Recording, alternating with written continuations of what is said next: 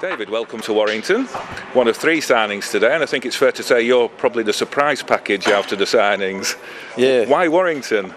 It was somewhere that I'd been talking with Tony about coming to for a little bit, and I'd actually made the decision a couple of months ago. So I'm pretty glad that nobody knew about it. I haven't been playing, so I think there's been less pressure on me to come over here and not make anyone angry at my club. So I think there's some people at Bradford probably happy that I was leaving because I've been injured. So just came here because I want to win something and I want to be coached by a great coach.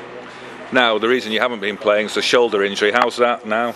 Yeah, no, it's good. I was supposed to be out for about 9 months, and then after the operation I got told 6 months, and it's been 4 months now, and almost ready to play. So they'll have to wait till next year now. So just looking forward to getting a good off season in and rehabbing my shoulder up and starting the season well next year.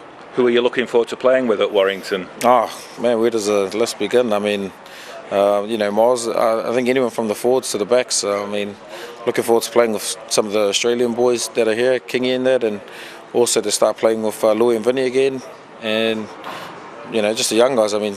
They signed Richie and Ryan today, so any one of those players would be great to line up in the team with them. Does it surprise you looking at the league table now, how low down the league Warrington are with the talent they've got in the team?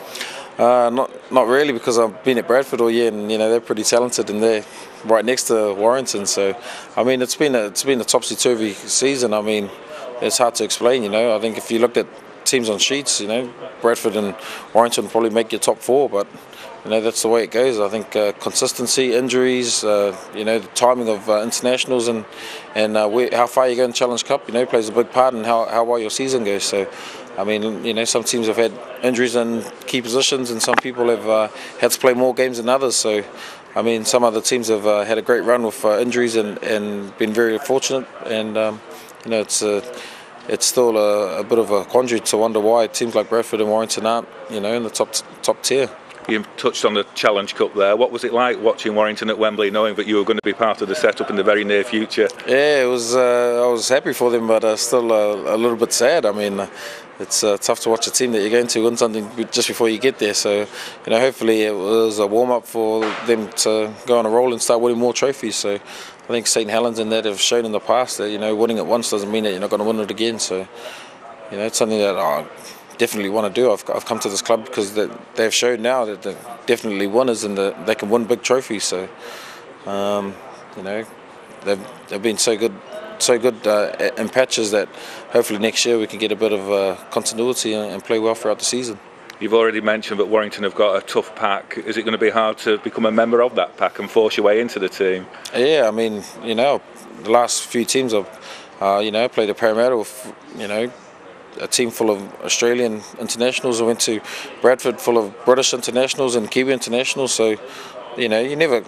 I'm someone that never goes into any team, thinking that I'm starting or playing off the bench, man. So, I'm not that sort of player to expect to walk straight into the team. So, if I start, I start. If I come off the bench, I come off the bench. If I don't get picked, but that's the way it goes. It's just, you just got to keep your head down and keep training hard and try and play as best as you can. So, I'm not coming here, with any false hope of trying to push anyone out of the team. I'm just a person who likes to win, man, and as long as we're winning, I'm happy, man. So whether that's me starting, coming off the bench, and not playing at all, I'll be happy with that. Are you looking forward to the likes of Lee Breers and Mickey Hyam supporting some of those offloads you're famous for? Yeah, they've got a lot of good players here that do a lot of good stuff. So, if I can just add a little bit of something to that, I'll be happy. So, where that be offloads, I'm not too sure, man. Hopefully, if I get the starting six spot, I'll just be putting in kicks. So we just have to wait and see. So when do you actually start training with Warrington? I'm not too sure. That's yet to be announced. Still at Bradford now, so it's be a bit wrong of me to try and sort out my training schedule for Warrington when I'm already still at another club. So I think we'll probably wait until the season finishes and then we'll find out. So just not looking forward to those long drives down the M62 from Wakefield all the way up here to Warrington. So if Bradford did make the playoffs, would there be any chance of you having some kind of comeback at the end of this season? I think you know, it'd be unfair of me to try and come back and play in the back end of the season when the players have done so well to get them there. I mean, for a player of my size as well, it'll probably take me 2 or 3 weeks to get match fitness. I think even if I started playing now, I probably, you know, wouldn't feel comfortable playing until maybe the grand final if they did get there. So you wouldn't turn that down, though, yeah, would you? no, I don't think any player will turn it down. But you know, I think the smart money would be on me not to play and just to wait till next year. Well, you've signed a 1-year deal here at Warrington. Yeah. Would you hope to extend on that and be here for a few years? Yeah, it was actually an option of mine to sign for 1 year. I've got a clause in my contract if I want to sign for 2 years if I play a certain amount of games. But you know, I'm going to have to wait until the season starts. I mean, no spring chicken. I'll be almost 33 when this contract finishes. So, you know, I wish everyone was like Steve Menzies and playing when they're 37. But I think he's a bit of a freak anyway, man. So, you know, I know he's 37 and Semi Tajilala, I'm sure he's about 39, man. So, him and Stanley Jean. I think he's 40 odd, isn't he, Stanley Jean? Yeah, I think he was actually playing against Semi Tajilala in the South Pacific Games back in 1989. So, that's the rumour. Yeah. Well, I think players are lasting longer these days anyway, aren't they?